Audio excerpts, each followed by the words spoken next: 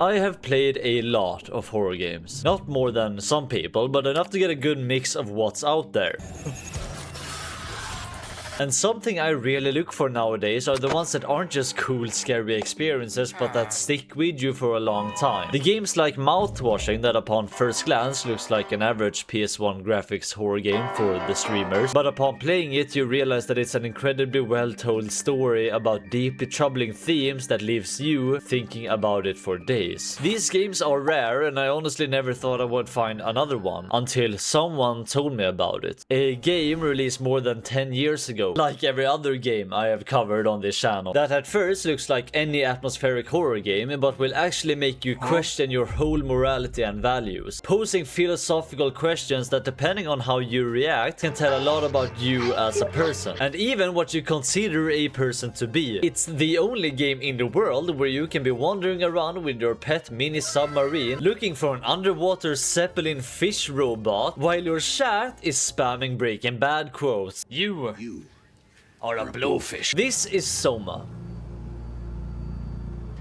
Oh, and by the way, this video has taken me like forever to make, and it's hands down my most ambitious project yet. So if you do end up enjoying your time here, then feel free to subscribe. And know that I am saying this with utmost sincerity. Please enjoy.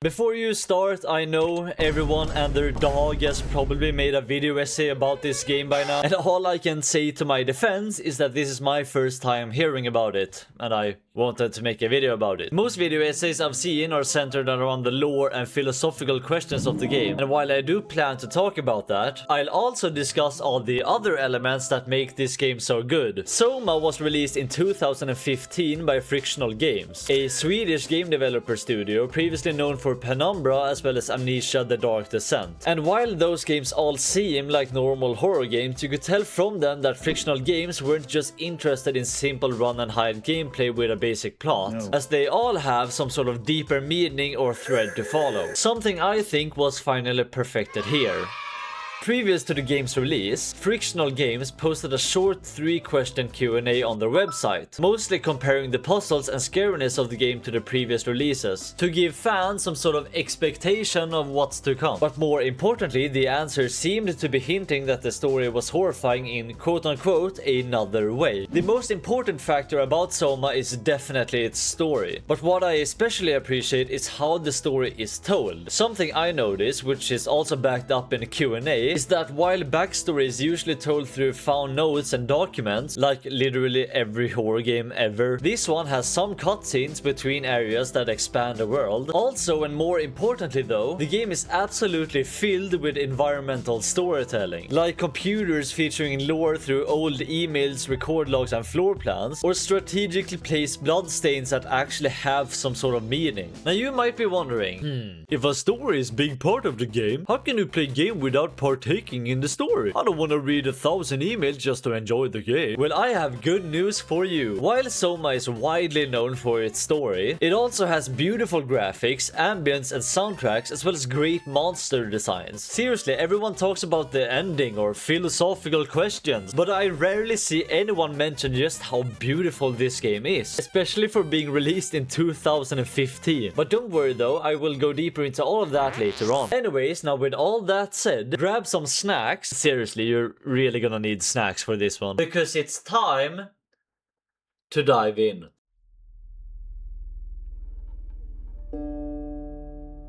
Reality is that which, when you stop believing in it, doesn't go away. That is the quote that opens the game, something that will be highly relevant as we play on. It is then followed by a sort of cutscene, an accident replayed as our protagonist gets into a car crash, where he gets a brain injury and loses his friend Ashley Hall. Upon then waking up in our apartment, we play as Simon Jarrett, a guy whom, judging by his apartment, likes watching TV and photography of feet. I'm not gonna judge. We can tell by his apartment that he has been living like a mess. Probably due to the car accident, he has resorted to eating junk food, not washing his dishes, and even forgetting to send an email calling in sick for the day to his boss, which we can do instead now. Better late than never.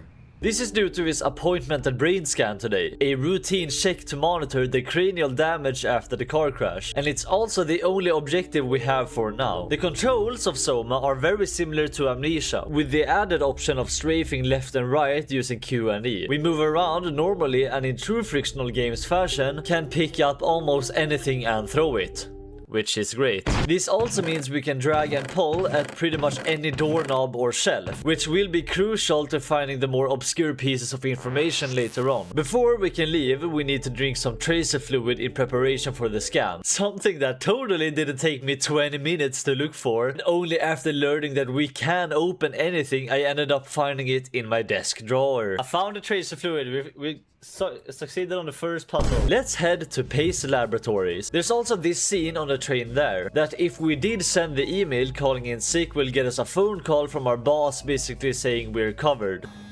Then upon arrival we notice this doesn't look like your average hospital at all, with lights needing to be turned on, not to mention us having to find the code ourselves to open this door. There's a lot of small details in the whole intro depending on what you do. Like for example, you can try the locked door, which will get you a small voice line as Simon tries to call Munchie without getting an answer. Munchie being the guy who is doing our brain scan, someone who also called us this morning to remind us of the tracer fluid. These small details don't truly impact the narrative that much, but they really help you feel immersed and like your actions have an impact in this game. A small foreshadowing of what's to come. There's also this computer here in the lobby, where we can read random emails about people wanting to get their brain scan for research or something. We can then find this notebook here and get the code. And fun fact, this code is the same for every playthrough, and if you know it beforehand and you type it in, you can get this small voice line from Simon. I guessed it.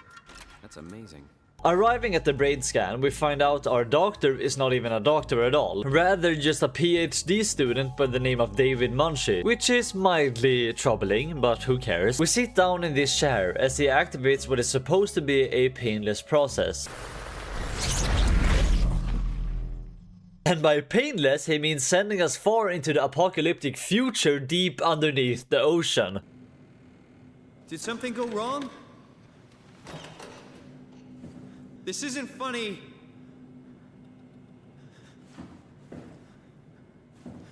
I'm not supposed to put myself in... The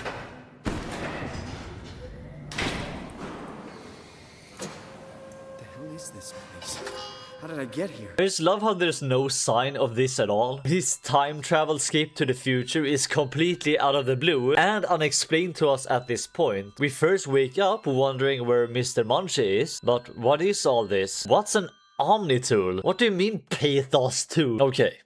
Welcome to Soma. Everything before you can just set aside for now because this is when the game actually starts. Simon is as clueless as us. A second ago he was in a brain scan at a lab, and all of a sudden he's in some facility that looks like it came straight out of Alien Isolation. This computer here doesn't start without some quote-unquote Omni tool, and the only thing we can do is break our way through this window. This place we are in is called Upsilon, a site that seems to be part of some bigger facility called Pathos 2. Although for now we don't know what that is, nor do we know why or how we are even here. The atmosphere is dark, the walls are covered in random dripping oil-like substances, as well as these alien-like growths. Not to mention just how damaged the facility looks, with furniture tossed around, catwalks completely collapsed, and most importantly how void this place is of people. We also find this weird terminal thing that upon being interacted with will start replaying some old audio log slash flashback in our brain. A memory of what seems to be two people by the name of Amy and Carl discussing sealing away or keeping out something. Talking about locking up different part of this facility like the communication center or lower floor. Roger. Did you cut off the factory floor? All done? Should keep most of them out. I'm on my way to lock out the comsat. For now, we don't know if this was just some normal procedure, or if there was some kind of monster breach or contamination even. There's also this one we can get, upon interacting with what seems to be a robot attached to the wall, where we can hear Amy speaking to one of the robots. Why are you like this? Yeah, you're creepy as hell, so I'm gonna shut you down.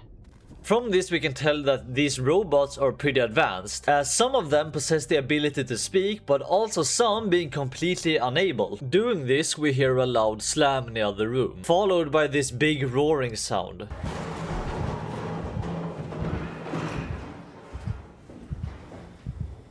Following this newly opened path, we arrive here, where we can find the aforementioned Omni tool. The Omni tool has a few more functions later, and also comes with a manual, but for now it's basically just a bulky keycard we use to open doors and log into computers. Taking it back to the one we woke up next to will allow us to essentially upgrade it, giving it more security clearance. But more importantly, after logging in, we see the computer having ran a setup attempt that failed due to the servers being offline, as well as the main power being off. Something went terribly wrong here. This is what I've come to love about Soma. While most games that want to expand the lore will simply have intact, highly secretive information on random documents found throughout the game, which makes you feel like you're meant to find them or something, but Soma gives the player the option to read lore, to search for and analyze these old emails that aren't oversharing or anything, and all actually seem like realistic conversations between people.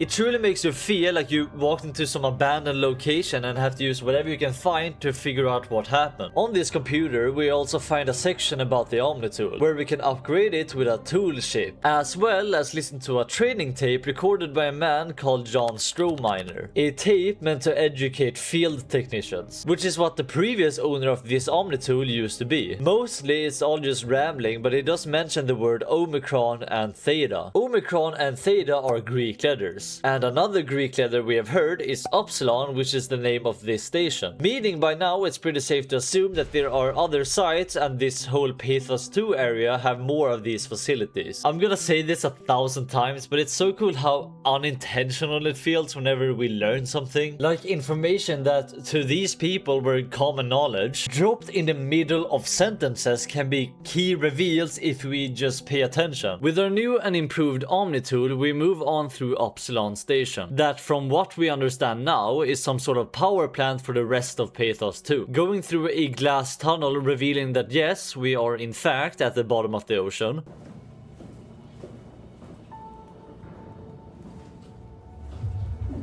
We hear another conversation between Amy and Carl, this time actually clarifying that this place was quote-unquote swarmed, although not elaborating much further. These two people seem to be done with sealing the place off, basically having secured the area so that the power plant can keep working for Pathos 2, but no humans needs to stay. We learn that whatever has swarmed this place is very keen on game-ending people. There is this point where we find one of these, I'm gonna call them flowers for now on, that upon being touched will heal us for some reason. Keep that in mind for later. In the next room we are able to turn the power on with a short puzzle.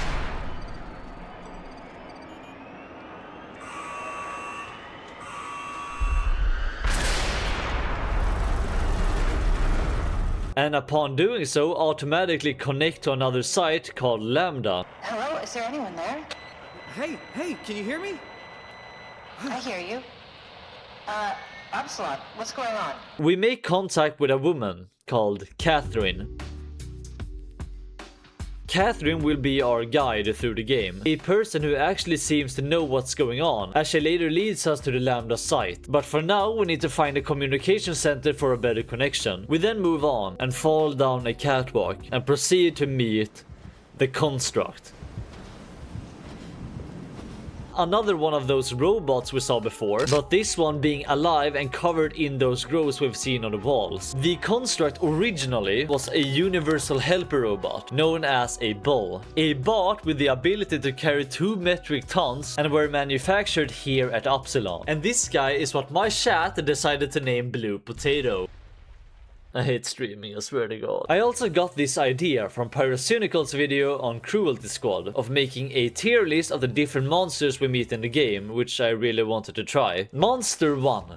Blue Potato. He looks pretty cool, has slammy footsteps and a really good sound design, but I wish he was just a bit faster for a scarier chase, and also it's a pretty basic concept. Solid, middle of the ground, B tier. The Construct was teased earlier on as we saw holes in the wall and movement across corridors. We actually also saw it as one of the robots on the wall back here.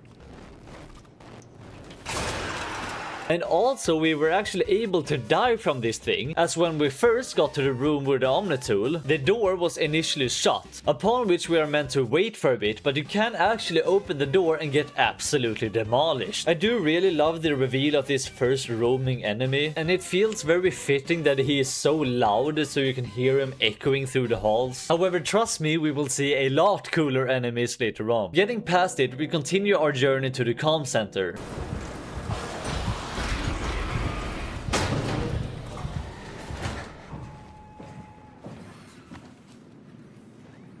At one point we meet this robot here that seems to be connected to the growths on the wall. But also, and more importantly, it actually speaks to us, like a person. The robot introduces itself as Carl. Yep, the same Carl we heard in the flashbacks. What are you? Are you blind? It's me. Hey, Carl. But something even more disturbing is that A, this robot doesn't even seem to know it's a robot, as upon asking questions it answers as if we should be able to see an actual human. Where are you exactly? Are you for real? I'm right here. See me waiting? Look at my hands. Hey, buddy.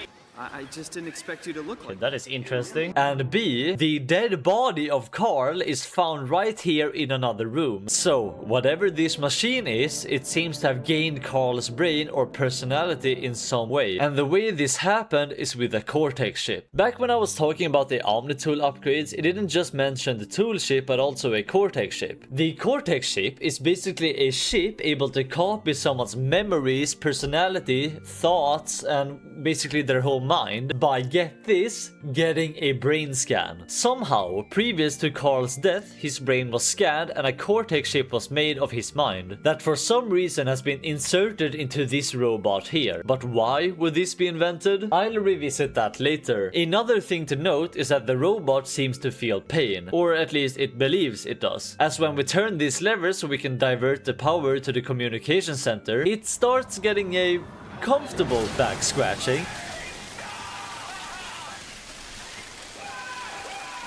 We can also use Carl's ID badge to log into this computer, where we can find an email that Carl was about to send about successfully having sealed off the factory so that the power plant can keep running after they leave. Fun fact, you can actually also find Amy's ID badge in a locker, and by logging in as her we get to read a different set of emails. That gives us a lot more to work with. She mentions that the machines are getting worse, and worries they could shut down the power plant after she leaves, which confirms that at least some humans and robots are on different sides. I want to mention this dead robot in here that we can touch to hear a flashback, and it turns out to actually be this robot that game-ended Carl and was about to kill Amy too until she destroyed it with this active cable.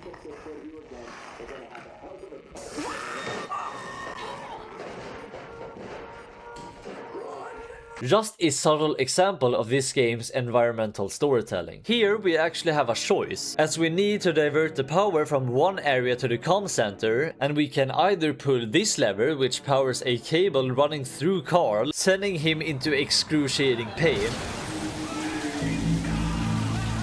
or we can take the longer way of unlocking the flow control room from the computer.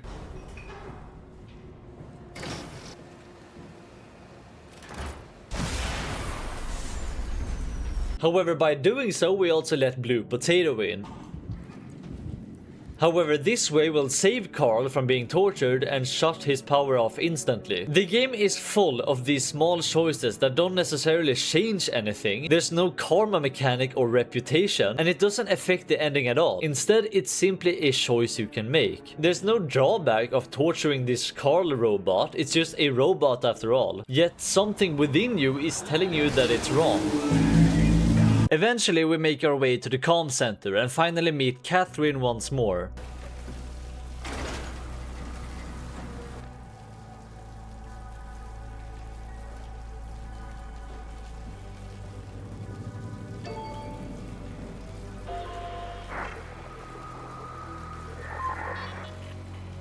Hey, are you there? Oh, that's better.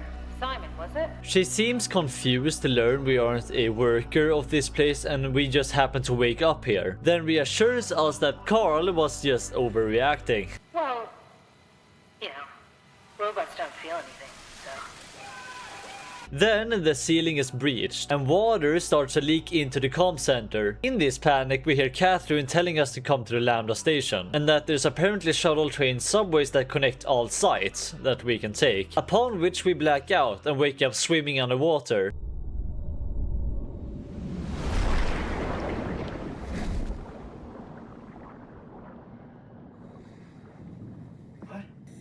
What the hell? Well, we are too heavy to swim for some reason, but we can walk on the ocean floor. And oh, we have a diving suit now, apparently. This is the first point where I realize just how beautiful this game is. As we walk on the bottom of the ocean, like any old street, looking up at the fish and bubbles as we abandon what remains of Upsilon.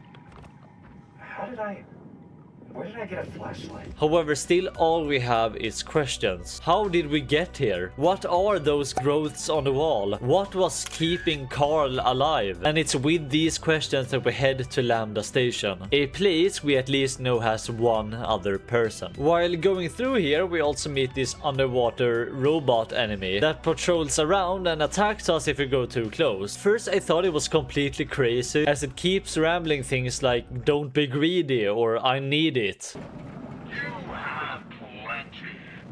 Be like that. But after playing through the whole game, I think I can finally understand what it means, hinting that there's something about Simon that this robot wants. Otherwise, there's not a lot to say about these things. They work as a temporary inconvenience, but they can't even kill you, they just bump into you, so yeah. D tier. Then also we meet another robot that we free, and as opposed to the others, this one is actually our ally, and he's adorable. Yeah, me and my chat called him Jesse. Jesse is a K8 model universal helper that has a weight of apparently 2.1 kilos. What? He's also equipped with certain tools, one of which being a very useful blowtorch, which he uses to let us inside the sealed door to the shuttle station.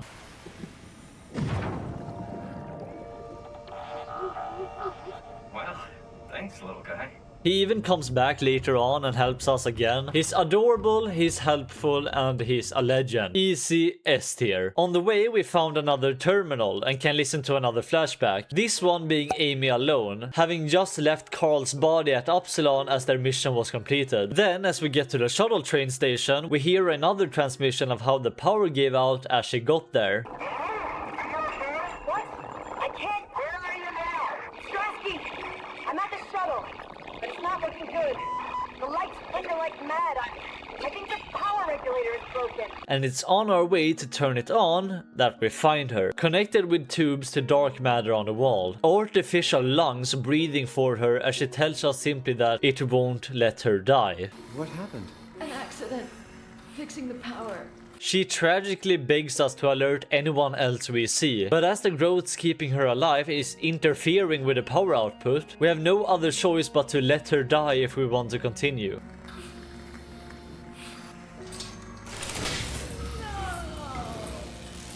Shit, are you okay? I don't know. I want to go home.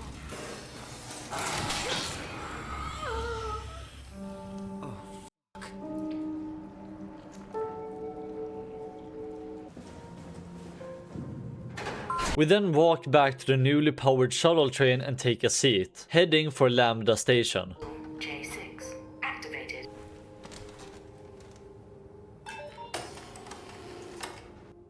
You are here. Lambda. Yes. On the way, we get a small informational presentation of what Lambda's purpose is before we crash. Yeah, we crash. A fun fact about this part is we actually have the choice to pick any of the sites, even if it's Lambda we need to go to. Although whatever we pick, we still crash at the same spot. However, we can actually learn about Pathos 2 here and what each site is for, as well as learning about the Omega space gun, a giant underwater cannon that uses magnets to launch satellites into space.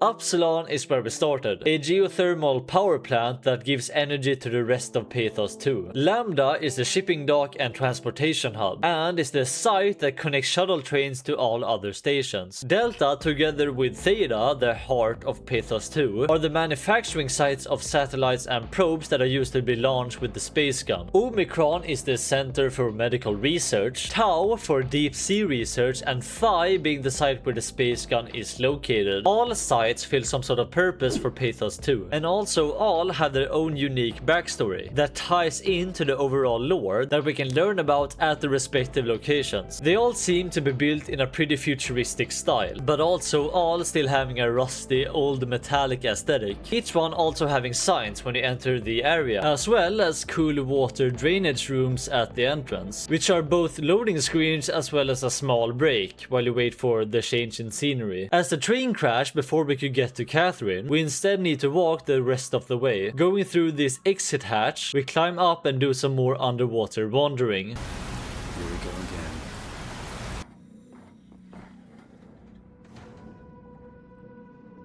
And after avoiding one of those patrol robots, we arrive at Lambda.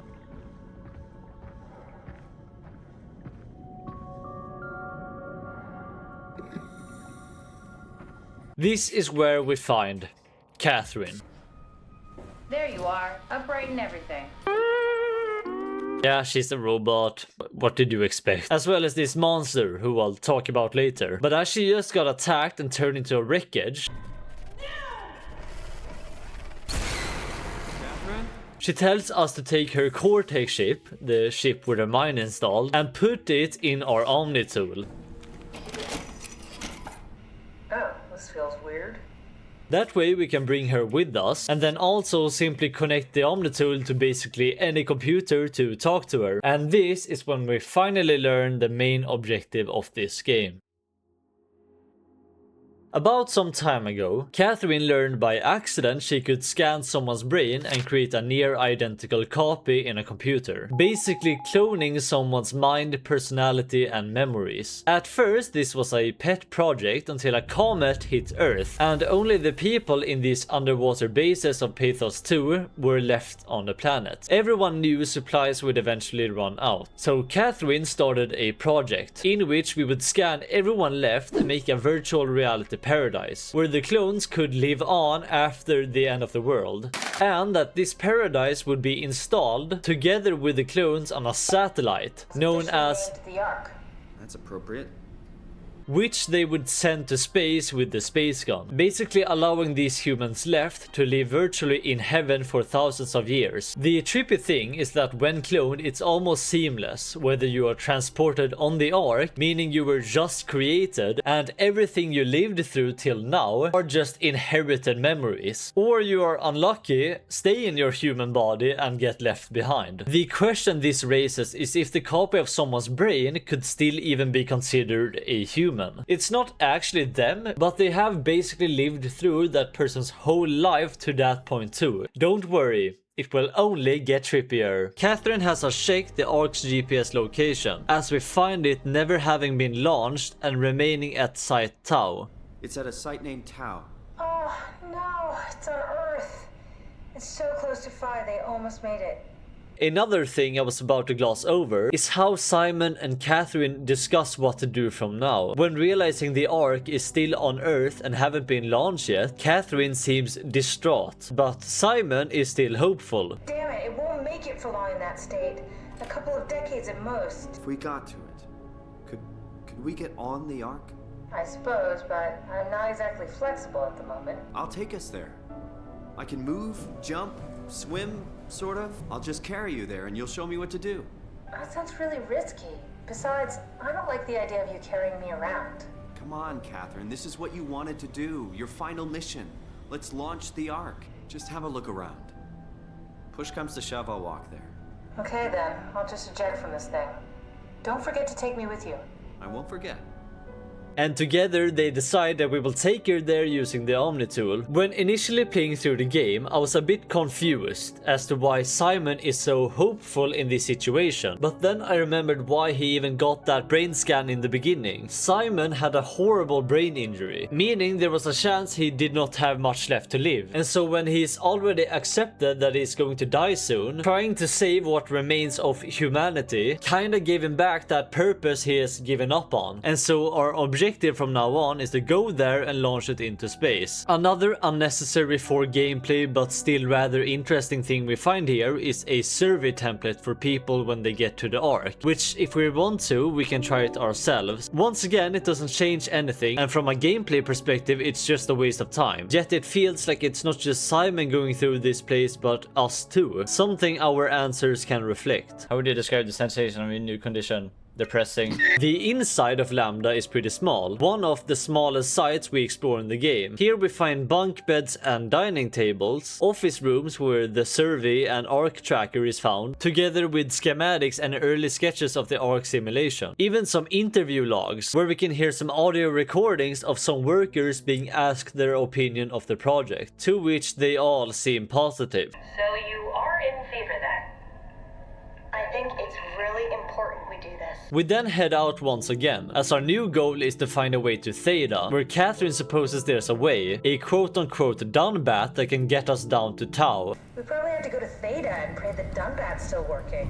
Okay, so we go to Theta. As Tau and also Phi are both deep in an abyssal layer of the ocean, where we would most likely implode without a better means of transportation. Outside we find this submarine, and while it doesn't work, plugging Catherine in gives her the idea of heading to a nearby research facility, where another, more functional one can be found. The CV came from Curie. It was a ship that used to make runs between Lambda and Lisbon. Looks like their wreck is close. Maybe you can find a vessel like this one inside. And as we go there on foot, I want to talk about these in-between moments. Soma doesn't have loading screens or chapters in the game. Instead, you simply have objectives, sometimes in the form of a destination or something as simple as open this door, and we have to use whatever we can find to do so. It never feels like we are forced by the terrain, we just know what we need to do and explore solutions in our environment to do so. This also leads to moments like this, where we are just walking through the endless blue, listening to the white noise of the ocean. Normally I dislike walking with no music or a cool thing to look at, yet here it's kinda meditation-like in a way. That's until the music picks up, as we walk up to this giant abandoned facility.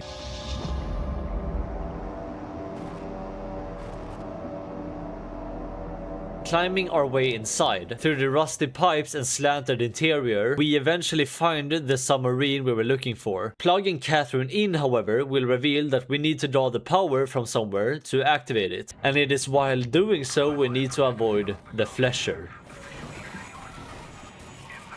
The Flesher is what we faced earlier in Lambda, as well as in several occasions on the way here. Oh my god! The main gimmick is that you can't look at it, as that will distort your vision and cause it to enrage. Something Catherine described as a pulse of electromagnetic energy. It walks pretty slowly, but has the ability to teleport short distances. Overall a pretty cool enemy. It has a pretty cool chase sequence as we try to escape, and also I really like its sound design. A tier. Now you might be wondering, hey, electromagnetism? How does that affect us if we are human? We aren't. Yeah, remember how oblivious Carl was to the fact he was a robot? Yeah, well, we are a robot too. So, this is something we could see signs of earlier on. Like, first off, whenever our vision is distorted, you may notice static effects, like a computer experiencing some kind of interference. Second off, the reason we can't swim, probably being our mechanical parts are too heavy. And third, that when meeting Catherine for the first time, we got this interaction. Calm down, it's not the end of the world. It sure as hell looks like it. For all I know, there's no one left except for me. What do you mean? I'm right here. Don't take this the wrong way, but I meant any humans left except for me. Have you looked at yourself lately? You're a walking, talking diving suit with some electronics slapped on for good measure. Don't. You don't want to think about it? We'll start thinking about it. After having gotten the submarine working by pulling these tentacles out, similarly to how we got the shuttle train to work, Catherine pilots us to Theta. And on the way we finally get an explanation as to what those growths on the wall and the weird matter of vines keeping Amy alive earlier are supposed to be. Seems like the WoW is keeping the Curie from going into a catastrophic failure state. I mean, how did it get on the ship? Are you talking about the black tentacles in the engine room? I've seen them before at Upsilon. What are they? They're a manifestation of a malfunctioning station-wide artificial intelligence called the WoW. Station-wide? So we just made a powerful enemy. No, it's not like that. The AI isn't a persona. It doesn't feel or think like we do. It's more like a cancer. What? Okay, I'll explain. Some time ago, an AI known as the Warden Unit, or WoW, was programmed to be a sort of medical caretaker for Pethos 2. Its programming being to help people on life support ended up kinda getting twisted after this comet hit the Earth. Twisted is not a good word. Simplified. Yeah, simplified. As its main goal went from a life support AI to literally keeping humanity on life support. Basically doing everything in its power to keep every human alive. A person's lungs doesn't work, the WoW will literally grow a new pair to help them live. This doesn't only seem to be tied to actual humans, but also anything with a cortex chip and a human brain scan. Hence why Simon even woke up here in the first place, as our old brain scan from 100 years ago was preserved on a computer, then downloaded on a cortex chip, with the WoW wanting to preserve human life, basically inserted the cortex chip into an existing body as a way to give us life. This is also why these dying robots are being kept alive, like Carl. I'll talk more about it later, but that's all you need to know for now. Catherine steers this submarine called an escape vessel, and it goes really well, and we safely land at Theta. No, that's not what happens. Push us off the plateau! What does that mean? If I don't hit Delta, we're dead.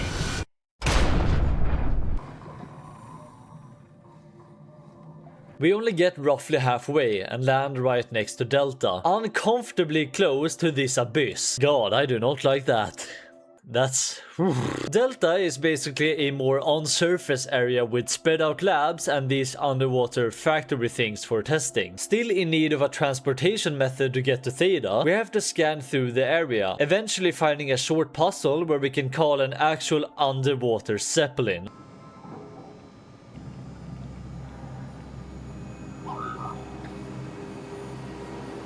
Which I actually thought were some kind of fish creature. I thought these were eyes or something, I don't know. But nah, I think it's just a weirdly shaped balloon. Fun fact about the Zeppelin: if you look at the Soma safe mode trailer, a Zeppelin can be seen swimming above the glass when back at Upsilon. I do think it was a good decision to remove it, since this is the first reveal that we are underwater, and that moment would kinda get overwhelming if we were presented with this guy looming over us. You know what, if that's blue potato, then this can be big potato. The big potato definitely works as a very interesting cargo method for a world underwater, and I also think they're adorable in a way. These look like cute little guys. I don't even care that they aren't alive, I'm rating them anyway, so B tier. Speaking of cute little guys, Jesse's here. Oh, hey, little guy. Didn't expect to see you again. Yeah, that's his canon name now. He helps us out opening these sealed doors, Good robot. which lets us read into the lore and background of this place a bit more. Then there's also this other robot. I need to get to Theta. Don't stand there. You know better than that. Yep, he's cool. There is this interesting part where eventually we realize that our toolship isn't suitable anymore, and we need a new one to activate the Zeppelin to leave. The only way to get the toolship is to take this taser gun and zap one of these two robots to get a new one. Now, you could either pick this universal helper with an actual human's brain scan trapped inside, or you can kill Jesse, your only physical ally in the game. If you did pick Jesse, You are the devil. You're worse than John Sawyer. however, if you pick the other robot, then Jesse will be scared of you and swim away, adorably. So, you know, lay only bad options. Oh, and by the way, there is this really cool detail here where if we jump down the abyss, Jesse will actually save you from falling down and imploding, which I just love.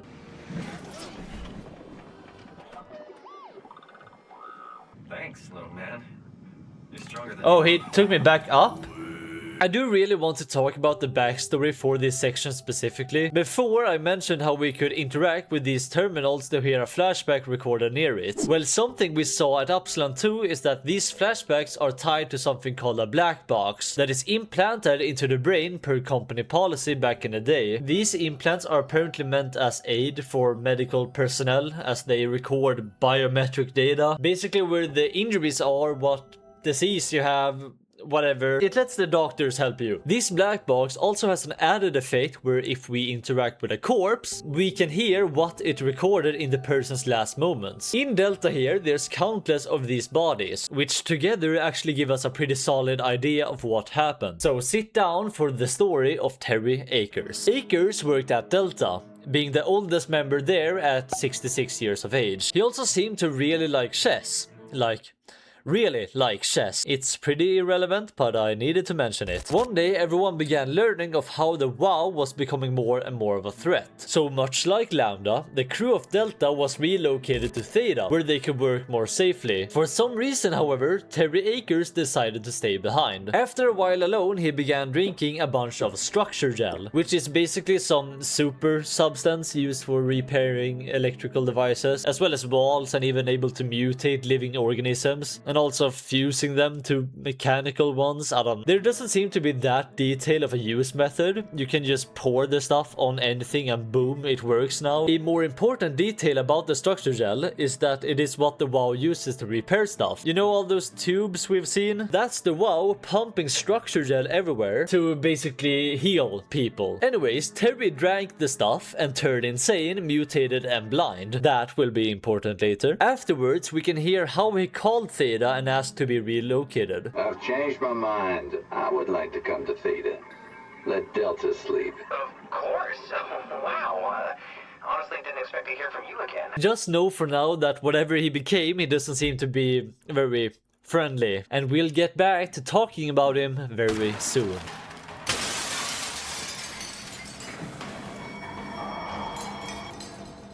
Taking the Zeppelin to Theta, we get another good example of how great the dialogue is in this game, as Simon and Catherine discuss the bizarre reality of being robots. Just can't stop thinking about what we've become. I mean, technically, I don't have any ears, no mouth.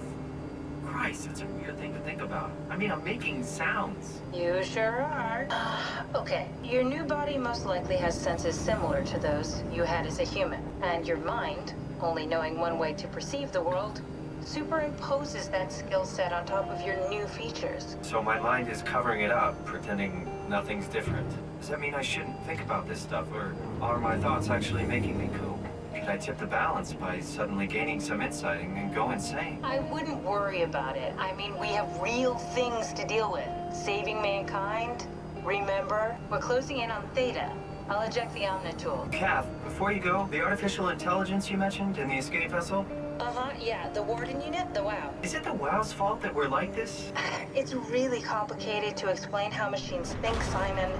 concentrate on getting inside Theta, okay? Wow. Epic philosophy W. This is Theta, essentially the capital of Pathos 2. A place that, if you'll recall, Simon and Catherine wants to visit because this is where we'll find the Dunbat, an indestructible submarine that we need in order to get to Tau, where the Ark is supposed to be. As while the other sites are at the plateau, Tau and Phi are down at the Omega sector, which for you guys who are on the brink of clicking off this video entirely if I go on another rant, means that Tau and Phi are really far down. Outside the main entrance there's also this robot, containing the Cortex chip of someone called Robin Bass. It seems even more delusional than Carl, as this one even believes it is inside the Ark. The truly sad part being how Simon's about to clarify it to her, but realizes it's better to just let her believe. I'm not sure how to say this. What? This is Yeah? pretty amazing, right? This is also one of the interviewees at Lambda who seemed really positive about the Ark. And another really sad detail is while you can leave her to enjoy her false paradise, you also have the option to disconnect her from the WoW and killing her. Where'd it go?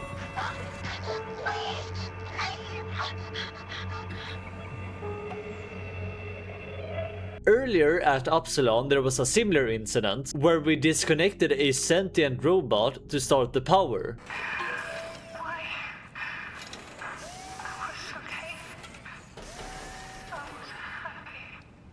Who, much like Robin, seemed blissfully unaware of what's happening. However, unlike that situation, this time there's no benefit whether you disconnect her or not. It's the same as most decisions in this game, where the only factor is the player's moral values. Anyways, let's go into Theta.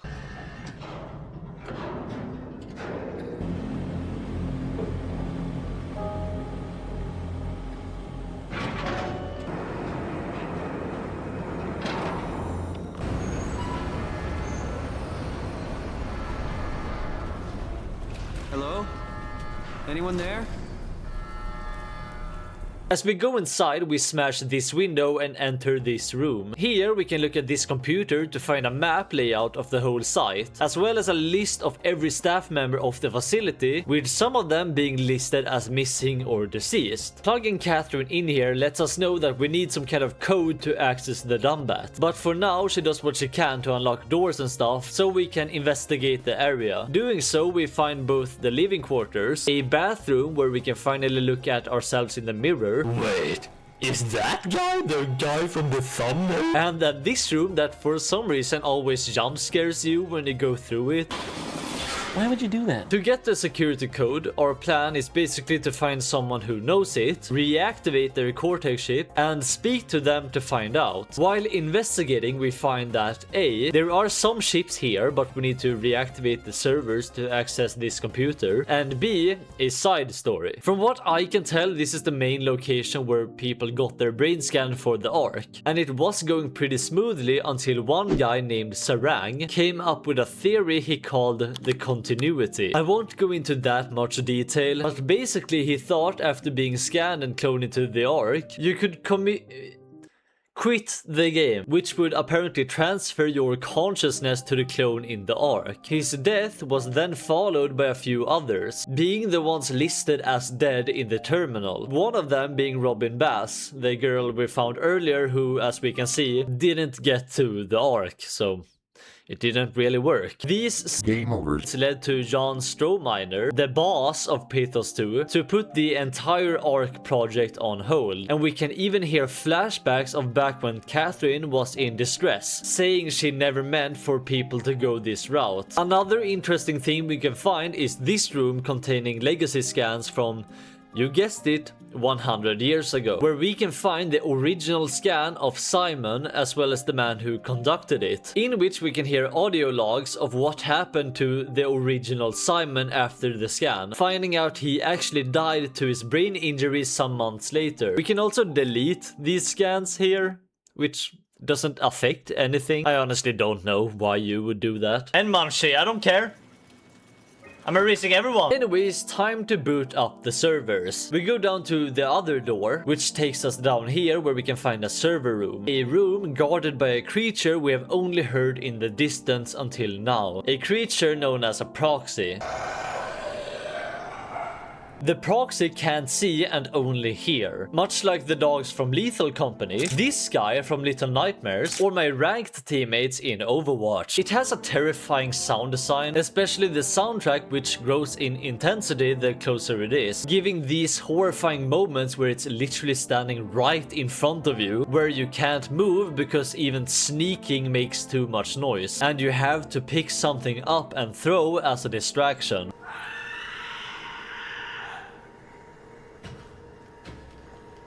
I do like it, but it gets some points deducted because the mechanic is not very original. So, B tier. We also find what would happen to us if this thing catches us, as we see a previous victim basically strapped to the WoW in the wall, forced to live on endless life support. I mean, the breathing noises themselves just remind me of Curly from mouthwashing, lying still and unable to move from his injuries.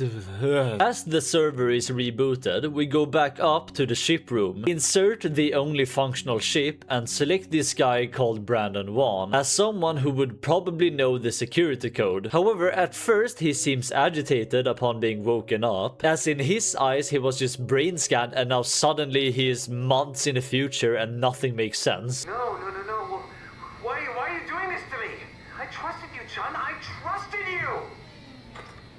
So to calm him down, we need to find out more about him. Finding his room, we realize he was scanned with his girlfriend Alice, who Catherine says she can impersonate. And then we download this schematic of a scene being the brain scan room, making a simulation where he wakes up just like he sat down, with Alice right beside him, upon which Catherine gets the code. With the code, we can take Catherine with us and go to activate the Dunbat, which really goes just phenomenal, honestly. Okay, so the WoW accessed the Dunbat before us and inserted someone's mind or something, making it panic as you would if you suddenly woke up as a submarine. And we watch it as it breaks loose and our only way down to the abyss is gone. Without a plan left, we crawl through the vent and find a new computer to plug Catherine into. By the way, a thing I wanted to mention is how every time we connect Catherine to a computer, it is actually an instant time jump from the last time, no matter how much time has really passed. And the reason I'm saying this is because whenever we do connect her, she always gives a reasonable reaction. So here's a compilation of that.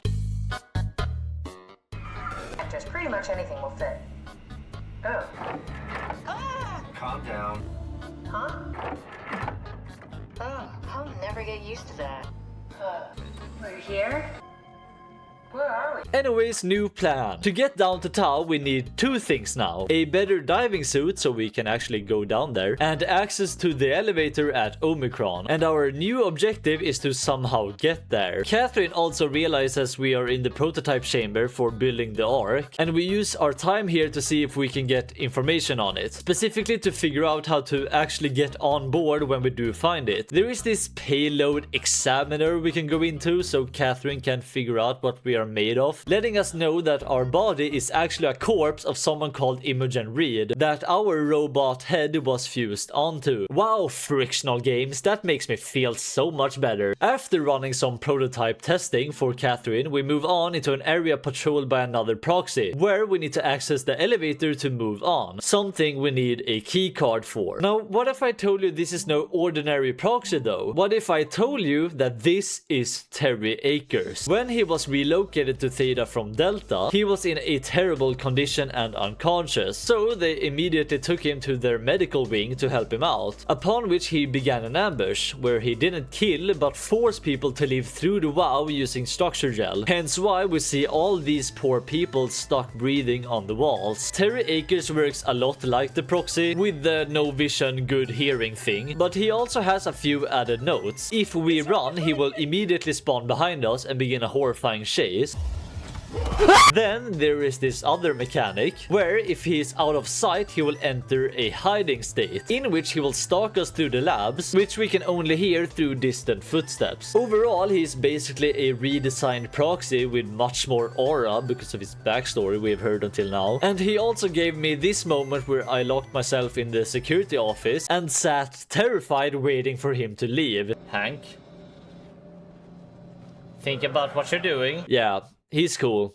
A tier. Speaking of this security office, it's a room located at the far back, where we can lock and unlock certain doors in the area, as well as reading up on some Theta lore. But I do realize I've been going through a lot of lore in this video, so I'm gonna do this one in rapid fire. Terry ambushed Theta, created 3 proxies who helped him. Most of the Theta staff died in the attack, except for some who evacuated. In the attack, Brandon 1, the same man we took the security code from, did some heroic shit as he stayed behind to shut down the elevator after his crew left, so the proxies couldn't follow them. By the way, there is this really cool environmental storytelling as we can see how Brandon left this message, and due to his injuries bled horribly, leaving trails on the wall here where he leaned, and then locked himself in here and took his life with the elevator's key card in his hand. I thought that was pretty cool. Anyways, we take the ship from him and use it to take the elevator ourselves.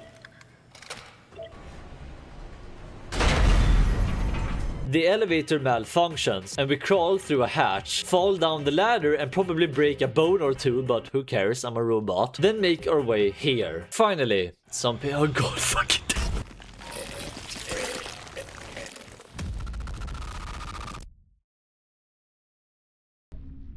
It's okay. I'm still not sure why this part is in here, other than being just a dream we have. But for a slight moment we are back at our apartment, sitting on the couch with Ashley, the woman that died in Simon's car crash at the beginning of the game. What happened? He fell in love.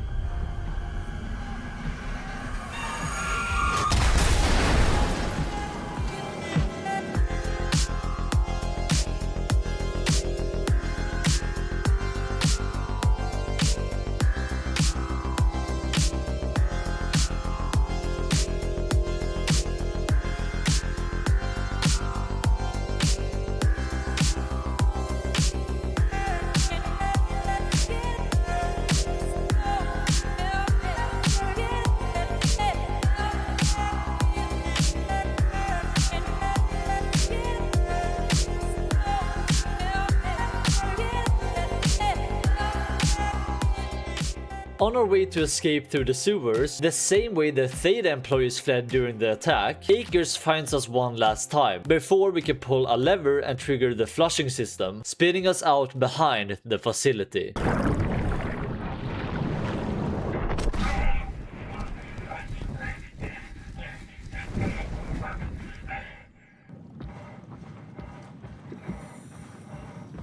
I wanted to quickly speak about the death screens. In a game where every single detail is thought of, even dying has a meaning. Most horror games or games in general will have a simple death message, usually just fading to black. But some games like Soma take this time to show us even more parts of the story.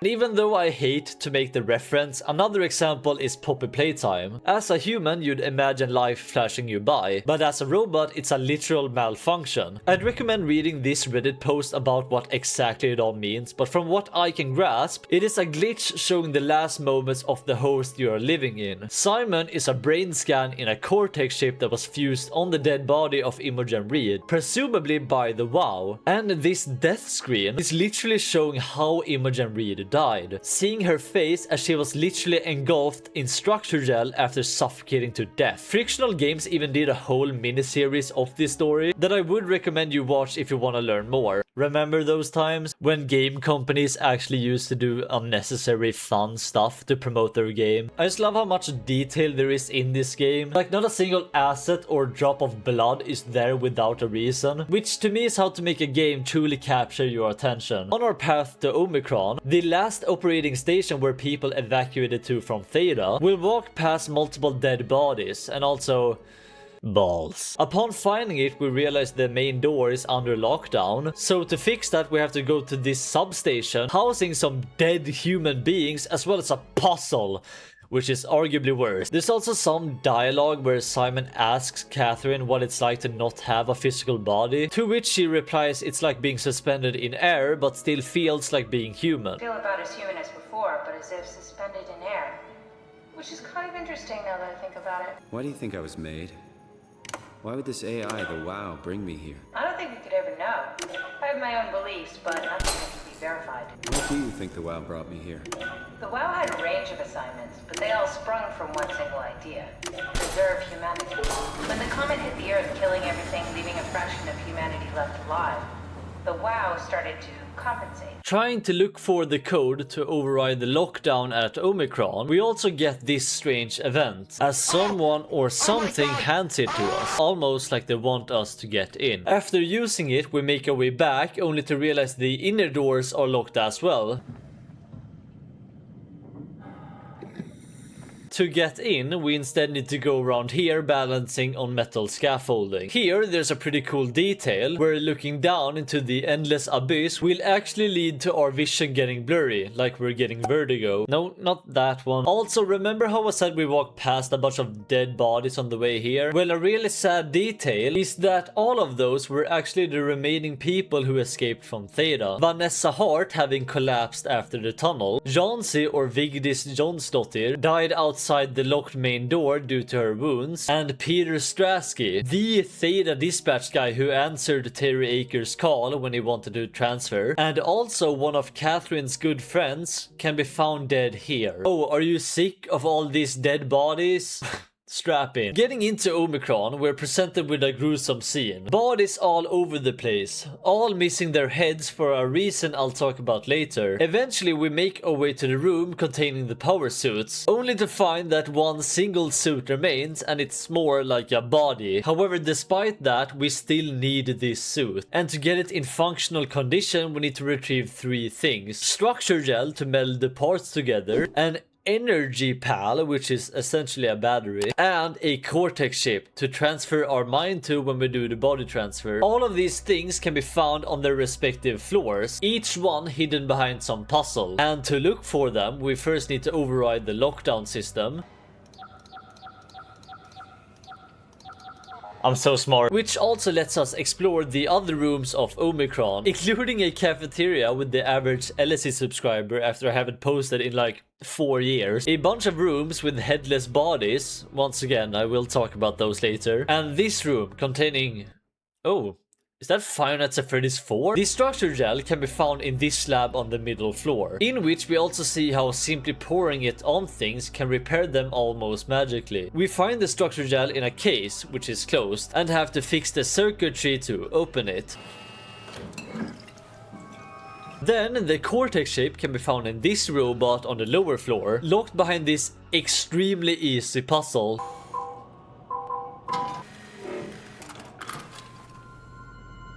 And the third item, being the battery thing, is the hardest one. As we go up to the 3rd level, we can hear noises in the distance, and wandering in here, we see it. What looks to be a woman covering her face. This is a robot head. Really nailed it with that naming, Soma. The robot head is many people's least favorite enemy in this game because it actively hinders speedrunning and it's only really scary the first time you see it. Basically, this woman is covering her face. However, if you're close to her and make any sort of noise, she will react and become alert. In this stage, it's very important you don't move a muscle, as if you do, she will scream and begin chasing you very fast. This sounds cool at first until you realize you're just playing red light, green light, and have to just stop moving whenever the loud noise plays. Or you can do what I did and completely misjudge how it works. Run all the way to this room, having her stop in the middle of the door, and be forced to basically push past her to go back there.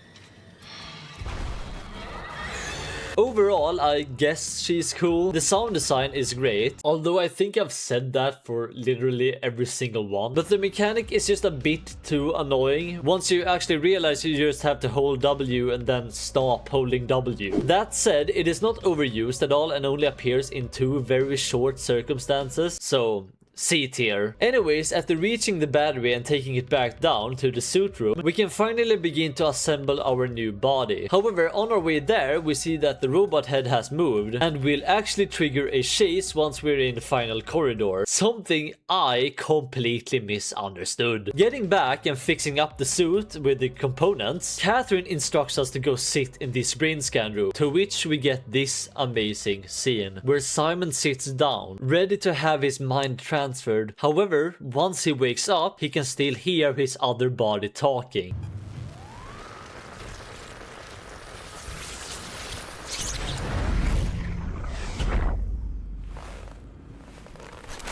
There must be something wrong. Can't you run a diagnosis or something?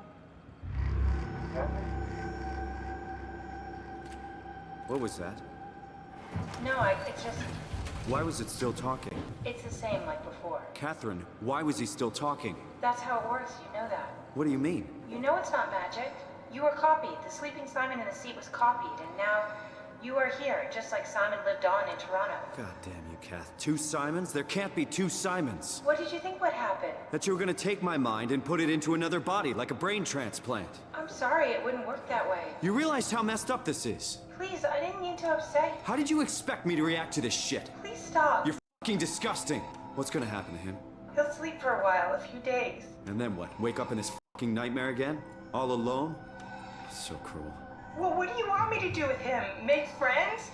Let him know that we have to leave him behind when we go into the abyss? So remember when I said we transfer our mind to the new suit? Well, it's more like we clone ourselves. For us, this was a seamless transition, but the horrifying reality is that the character we played as until now will just be left here. Meaning we just happen to be a body, a consciousness, born just now with the inherited memories of what this guy has just gone through. Just like when Simon was first copied here, as the original version of him kept on living. Now we even get the option if we either want to leave this other Simon in a place he can never leave, or game end him while he's sleeping. What if he didn't need to wake up? You do that? I don't know. Maybe. I set it up for you. Hit the switch if you want to drain his battery. He'll die within a minute. The dark question being if this would be considered murder or game over. You can argue that is me, I do what I want. But imagine placing yourself in the shoes of that original clone, scanning your brain hoping you are the new version instead of your current one, a 50-50 or a coin toss as some people describe it. And if Simon would wake up, he would be alone without even Catherine left, and the robot head still just outside the door. You can argue that it is for his sake we game end him, but is it really your choice to make now? No matter what we choose, the game goes on like normal, but whatever we did will feel like the bad decision as we move on. With our new suit, we take the elevator down, mostly sitting in silence, giving Simon as well as the player time to reflect on what we just did. Eventually, however, we may listen to my favorite conversation in this whole game. One of, if not the realest conversation I've ever heard in a horror game, as Simon is trying to cope with whatever he just did. It's dumb luck, right? And I woke up in the right body. He's a redundant copy. He'll never experience my journey, the full journey. He wouldn't understand. How could he? I couldn't do it, and you knew it. You were right in trying to hide him from me. Only wish you'd done a better job. I basically flipped a coin, and if I had called the wrong side, I'd be rotting away at Omicron. Christ! This is awful. We did an awful fucking thing. Please say something. I don't want to think. When I was little, I used to climb the stairs all the way to the top of the building. And I can still feel how I had to, tuck my arms so I could push the heavy steel door open. Well, the first time that I dared go up there, I stepped out onto the roof and watched the smog rise and fall over Taipei. I got all the way up to the corner ledge and, I felt the warm wind in my hair and the sun was setting and the streets below were shadowed by the tall buildings. The people pushing through the crowd flowed like paint from an artist's brush. Street food vendors filled the air with aromas of all my favorite foods. For a brief moment, I felt connected to the world in a way that I never had before. It was the most profound feeling of comfort and sense of belonging I could ever hope for. What's the point of going on? Everyone's gone. All the people still left are digital copies trapped in computers at the bottom of the sea. We'll never be able to rebuild or reclaim what we were. Are you really so unhappy being what you are, or is this about the man who went for a scan 100 years ago? Both, I guess. I feel so uprooted. There's nothing here that I recognize, nothing that makes me feel like I belong. Even if we make it to the Ark, I'd still be alone. I know a lot of people have covered this game, like a lot of people, but there's honestly something about this game for me that makes it impossible to get tired of. The atmosphere and sound design makes even just walking around an experience. The music, composed by Mikko Tormia, perfectly makes it feel futuristic and somber at the same time. And when there's an intense scene, it is intense. Excuse me, you dropped this. Say hello to Mr. Akers, Soma soundtrack.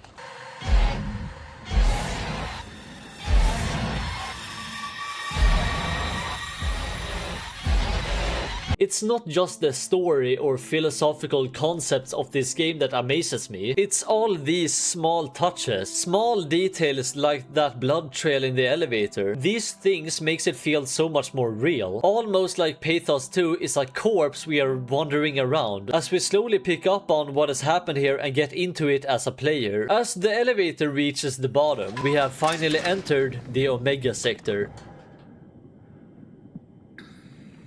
Situated at the abyssal zone of the ocean, which for the nerds out there is like 4 to 6 kilometers deep, and for the Americans that's like 15k feet, I don't know. All we need to do now is head to Site Tau and get the Ark, then take it to Phi and launch it into space. And while that sounds pretty easy, I can assure you I should tell you that Omega is not just home to Site Tau and Phi, but also Site Alpha, the home and heart of the WoW. And the deep sea creatures here has as a result evolved with the WoW to be even bigger and more terrifying than normal. First off, on our way we encounter schools of viperfish, tiny mutant critters that swim around in schools, biting at us every chance they get. The only way we can escape them is by staying close to these lamps, whom all are way too spaced out. A neat detail is that these lamps are differently colored depending on which way you're heading, which might not seem like much but actually helps out when you're getting attacked and lose your bearings. The viperfish does barely any damage and instead rely on their numbers to slowly drain your health. However, playing it on normal, it was rather easy. Like, I was bitten a lot, and even though it was very scary to be helplessly picked on by fish, I have yet to see anyone actually die to them. They fit in perfectly for the place we face them in, but are more of an inconvenience than a threat. However, it was pretty scary to be eaten alive. Yeah, you go and see it here. We make it to this small engineer shack, where we need to power up a robot to guide us through the darkness to Tau, as of course there's not a single light in that direction. However, upon getting to a cave, bro gets annihilated by some big fish. That fish surely won't come back. Surely. Anyways, if you have a fear of spiders, please look away as we enter this cave absolutely filled with these underwater guys, because every horror game needs spiders at some point. It's like a law. It does have branching paths with a follow the glow sticks thing, but even if you take the wrong direction, you will still loop around at the same place. Eventually though, we get out the other side and meet another roaming enemy, the anglerfish. This one, as well as the viperfish, were both warned about on this sign as we got down with the elevator, as well as some giant squid. The anglerfish works exactly how you think, as the only choice of navigation we have is to follow the lights, but this guy has a light of his own as bait. That's bait. There's also a disgusting detail as the anglerfish, much like the other creatures we see down here, is heavily mutilated with structure gel and even seems to have human parts merged with it. And my theory is that due to the structure gel, people eaten by it have their body parts replace any damage to it. So maybe it ate someone but got a fin injured in a fight, and due to the structure gel that person's hand replaced it. I don't know. Even though I love the concept of having to pay attention to the lights as an anglerfish might be luring you,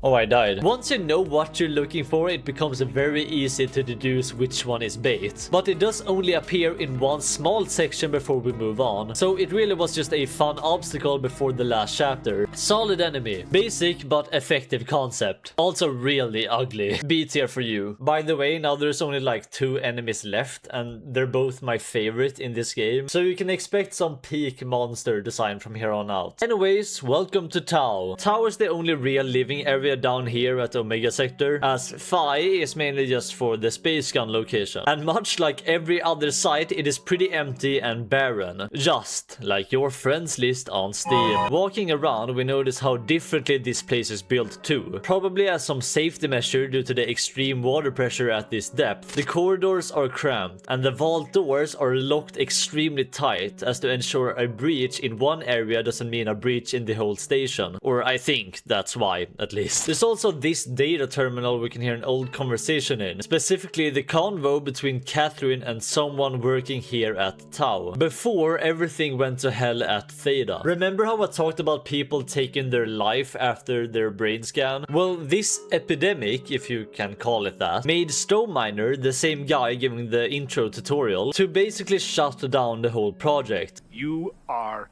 done. Meaning nobody else could get their brain scan at Theta, as they couldn't afford more people dying. So Catherine, as well as a team consisting of 4 others, ventured with the arc from Theta to Omicron, then scanned everyone there before heading down to Omega Sector. This expedition is something we have heard of through old flashbacks, and can deduce from what we saw at Lambda that the arc is somewhere here. And we can also figure out that somewhere here is also the pre-scan version of Catherine. The strange thing being that their mission was taking the arc here, then to Phi to launch it to space, but as we saw earlier, it's still on Earth. And it's still unclear why the arc wasn't ever launched. Moving on, we'll find this bolted door that takes forever to open. Surely this won't be used against me in the very near future. Surely I'm not letting something out by opening this, am I?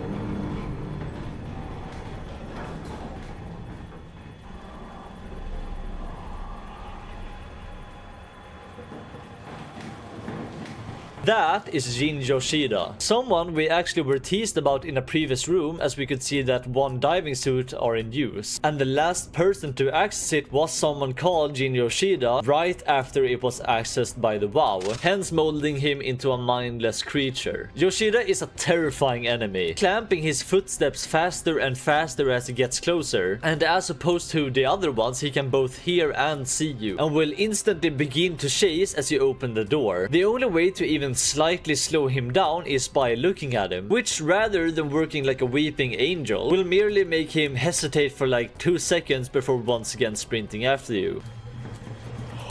And what we need to do to get past him is open another slow ass door while trying not to die. The story of what happened to him is pretty hard to piece together, so the wiki was my saving grace here. But basically he was part of the Tau crew when one day they had to evacuate to Omicron due to the conditions worsening with the WoW, and also lack of food, which is pretty hard to get down here. However, the fauna was too dangerous and they retreated back, and after a few months began to slowly starve. They later once again tried to escape, but died one by one on their way to Omicron, with only 1 person making it, which will become relevant in a second. From my understanding, Yoshida stayed behind alone, but eventually he accessed a power suit, possibly to go after his crew. However, this power suit had the WoW in it, and the WoW must have seen him trying to escape into the dangerous outside, and in my theory made him brain dead as a way to save him. Basically, Yoshida is a terrifying enemy that reminded me of Fox did from the Joy of Creation Reborn. If you know, you know. He's absolutely terrifying. I just wish we got more of him, to be honest. Probably my favorite enemy.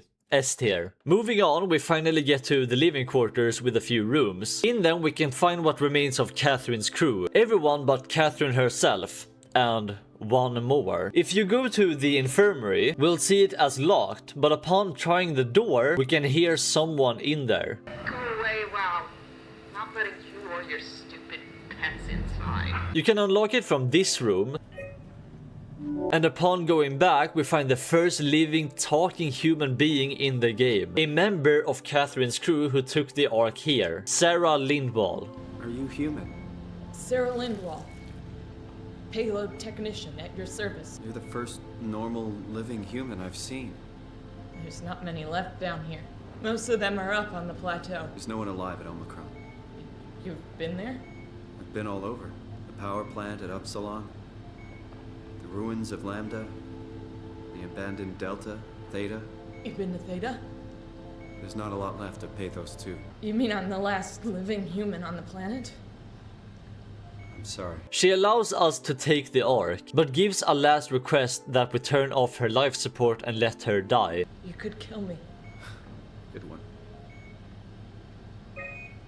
Something she doesn't have the energy to do herself. Most decisions in this game are pretty debatable. Whatever you do feels like the wrong thing. But this, in my opinion, is the only exception. You're left with the choice to either leave her here, with nobody to speak to and no energy to do anything, not even the Ark to guard anymore, and eventually just die of old age if she even dies at all. Or we follow her wish and let her rest. We get to listen to her last words, which might pale in comparison to just how many people have died, but this is basically the last words of humanity, as it is the last actual person alive on the planet. You know what? I prefer it this way. I liked Pathos. Liked my colleagues. Ian, Nick, Jasper, even Catherine. Simon, you still there? I'm here, Sarah. Don't let him die, okay? Send them out there. To the stars.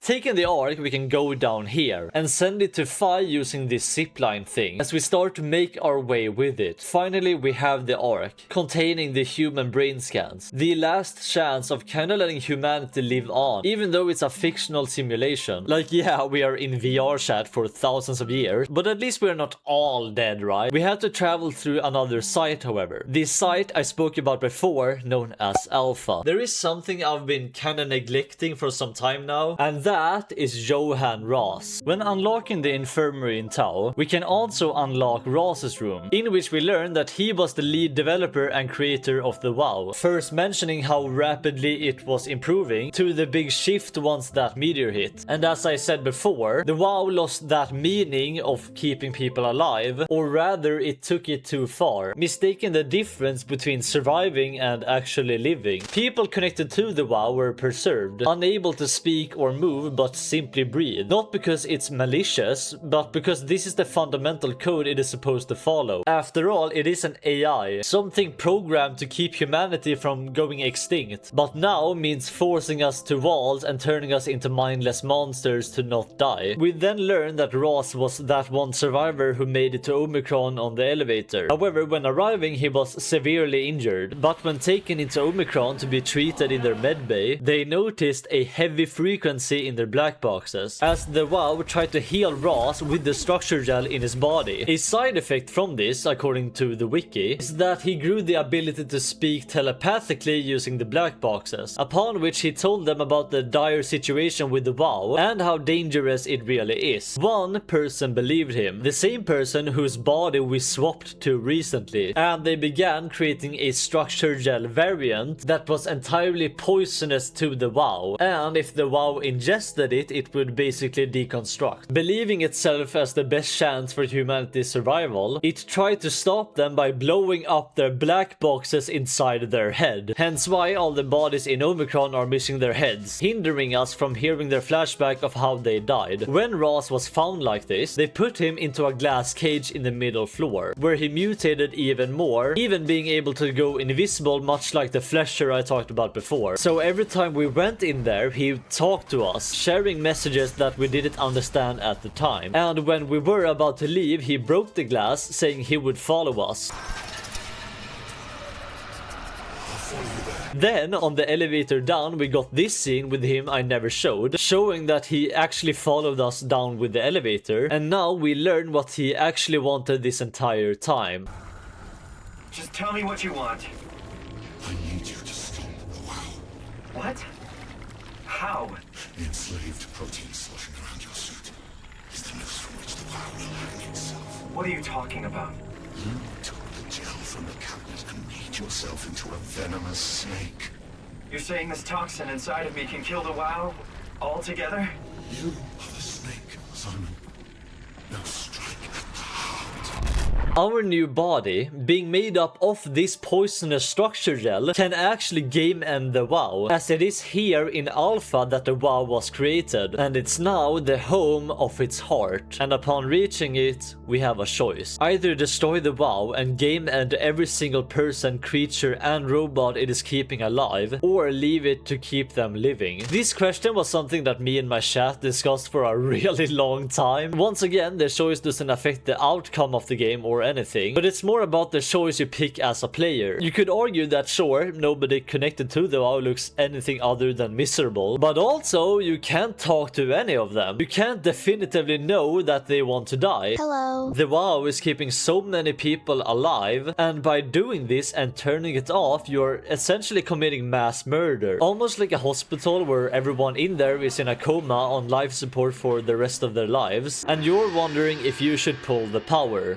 Okay, not exactly, but you get my point. One argument my chat made was that the WoW could potentially get better, as we have seen it change before. But also, there's a chance this never happens. And by not destroying the WoW, perhaps we are leaving these people to rot on the walls for hundreds of years, like any gamer waiting for GTA 6 to arrive. Nevertheless, if we don't do it and simply walk away, Ross will plead to us to come back, eventually even forcing us to. You have to do this, Simon. But sadly he gets eaten by that one big fish creature called the Leviathan, the last enemy of this game and probably my second favorite. It then chases us out as we escape through the tunnel to get to Site 5. The only difference if we do destroy the WoW is just that we see it deflate for a bit, Simon loses his arm, and then instead Ross brings us here to thank us, but still gets devoured either way. Once more, a decision that isn't some sort of telltale branching path thing, it's just a question of what you would do. On our way to Phi, we have to escape the Leviathan while making this long run. The Leviathan is basically a heavily malformed giant squid, a huge beast that attacks anything it can see, from robots to other fish to even humans. It can see, and upon catching you it will swim with you in its mouth and eat you alive, which on normal difficulty leads to it spitting you out the first time. The only way to hide is by avoiding line of sight, crawling under these random rocks whenever you see it turn towards you, and if you're not fast enough it will attack. Also, pro tip, there's like 1 million of these heal stations on the way, so you could probably just make a dash to the door and spam heal whenever it attacks. The reason I love this guy so much is because it has such a good build up. Like, this is the creature that injured Ross, one we've seen following us ever since we got here to Omega, and the same one who destroyed that one robot earlier. It is a terrifying large beast that attacks because of instinct. You feel powerless, being flung around, like it's the world trying to stop us. I almost felt like Max in that one scene of Stranger Things. Anyways, terrifying beast, perfect ending boss, good lore and setup, great music. Yeah, just going S tier already. Finally here, we have the Ark. Following Catherine's orders and advice, she claims there might be a way for us and her to be transferred onto the Ark. Simon has hope, even joking and laughing with Kath as he's preparing to do this. You know, I woke up in my bed today. It just happens to have happened 100 years ago. Sounds like a riddle. It does. I woke up in my bed today, 100 years ago. Who am I? Much like the player right now, he believes he's finally at the finish line, loading up the Ark into the satellite, a module equipped with solar panels that later on is what will power it for thousands of years. Another thing we find here is Catherine, and by interacting with her we can hear her final moments. Are you suggesting we keep it down here? Doesn't that defeat the whole purpose? Eternity among the stars, remember? The people inside the Ark won't know the difference. We can just keep it down here, and we don't have to risk the Ark being shot through 5,000 meters of broken barrel, and then push through another 100,000 meters of a dust-filled atmosphere. I don't care what you think. I'm launching it. No need to be like that. Let's just hang on to it for a while and think about it. We can launch it later. No, that wasn't the deal. Out there, it's hope. Down here, it's a f***ing terrarium waiting to die with the rest of us. Come on, Catherine. It's not asking much. Let's just think about it before we risk the only hope humanity has to survive this hell. This is my project, my Ark. Get away from the Ark! I'm taking it. No, you're not. Stop it! Guys, calm down. Get away from me! What did you do? This detail is something I initially forgot about when trying to learn the lore of this game. The crew who brought the Ark from Theta all the way here, why would they not launch it? Wasn't it like their whole mission? Well, the truth is that Catherine wanted to, but her colleagues disagreed, thinking space is too risky. This argument then led to someone called Ian Peterson hitting Catherine with a wrench to game end her, upon which they took back the Ark to Tau and left her body where she died. Simon, being the only one who can hear this flashback, tells Catherine it was only an accident, trying not to tell her that she was game ended by the people she thought of as friends, much like when he lied to Robin Bass about her situation. If you're the kind of gamer who likes to search around and not miss anything, you probably would have found this audio recording back before going into Theta, in which we can hear Sarah Lindvall and Catherine talking to each other. Strasky likes you. I like you. Reed likes you.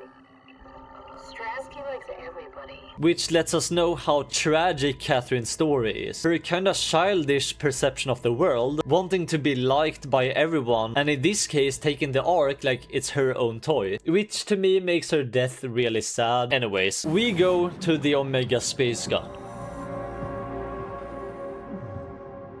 We load the Ark on it and prepare to fire.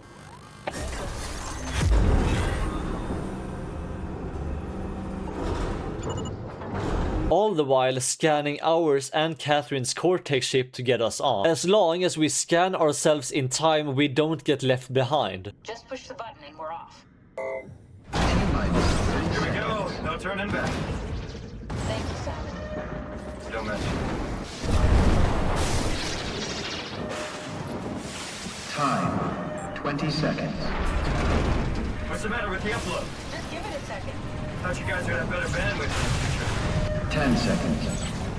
9, 8, 7, 6. You gotta be kidding me! 5, 4, 3, Come on, load! 2. Yes! Yeah, we made it! Woo!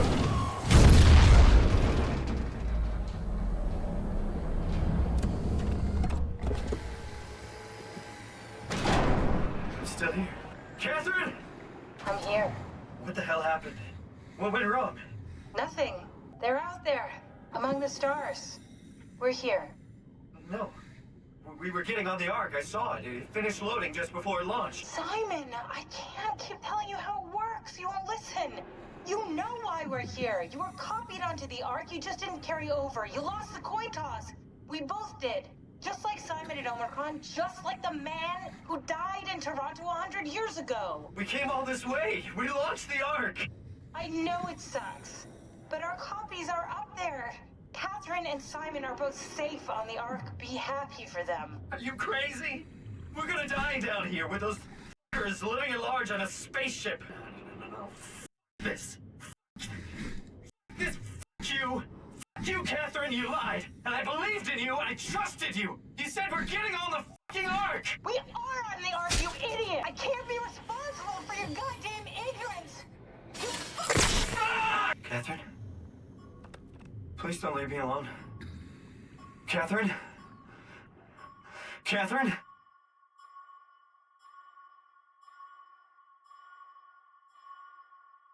But of course we were left here, right? We didn't transfer our mind, we cloned it. This time we were the one, sitting in the chair getting killed by our own clone. This time we were the one, leaving the brain scan office in Pace Laboratories 100 years ago. We launched humanity to paradise and now we are what's left. Should it be considered a selfless or selfish act to clone yourself to paradise? I mean, you aren't getting any benefits, but another you somewhere is living the dream. Well, what if I told you that that's not actually the last thing we see?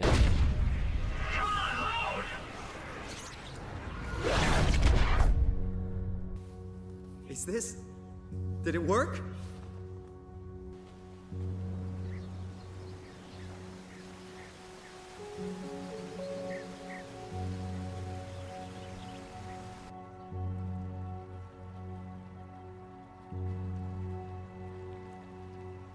a survey. The same survey we saw a prototype of at Lambda, in which we can answer the same questions. Did our opinion get shifted? Personally, just seeing the real Simon be left behind, and then seeing this made it feel fake. Like a VR simulation to escape from reality, but we can't actually go back. Moving on through beautiful trees and flowers, we finally see Catherine standing on a beach with a huge utopian city skyline in the distance.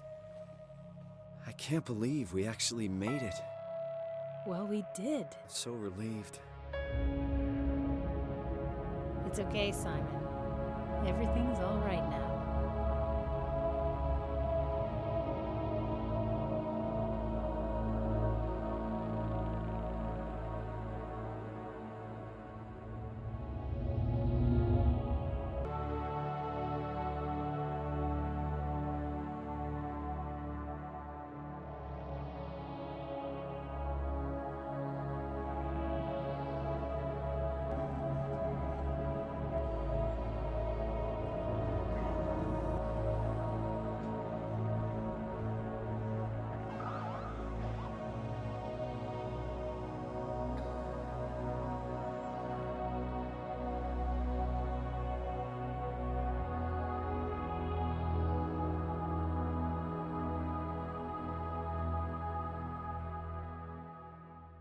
And that's it.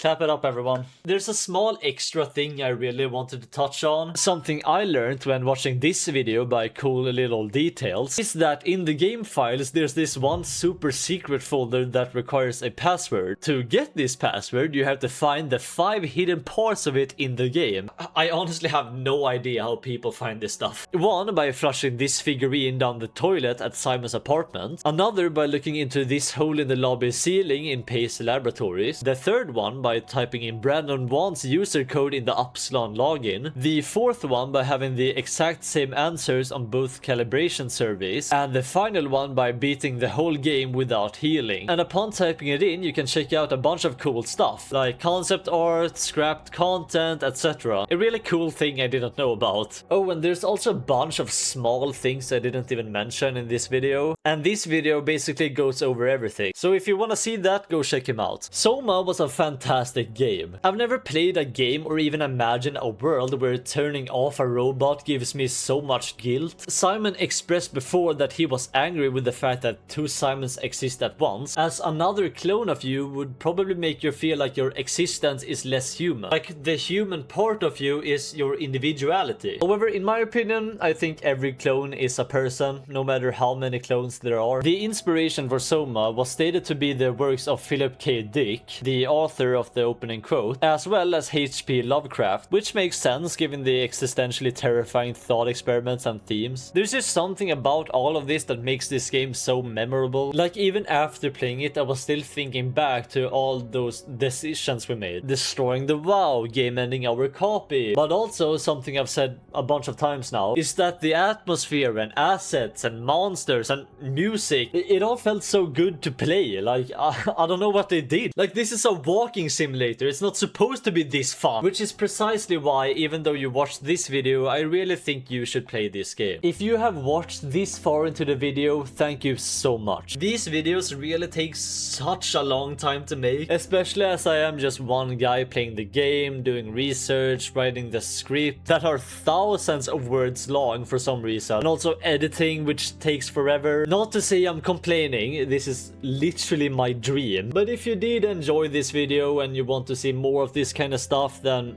subscribe. It really helps. Just being able to do these long ass passion projects and still see so many people enjoy it, it's an unreal feeling. Truly. As I am editing this, I'm at like 9,000 subscribers, which means I'm close to like 10k, which was my New Year's resolution. I don't even know what to say. I have some ideas for games to cover next, but as I always say, please comment down below what you want to see, as that can really influence my decisions. Anyways, yeah, that was Soma. I gotta learn how to do an outro, man.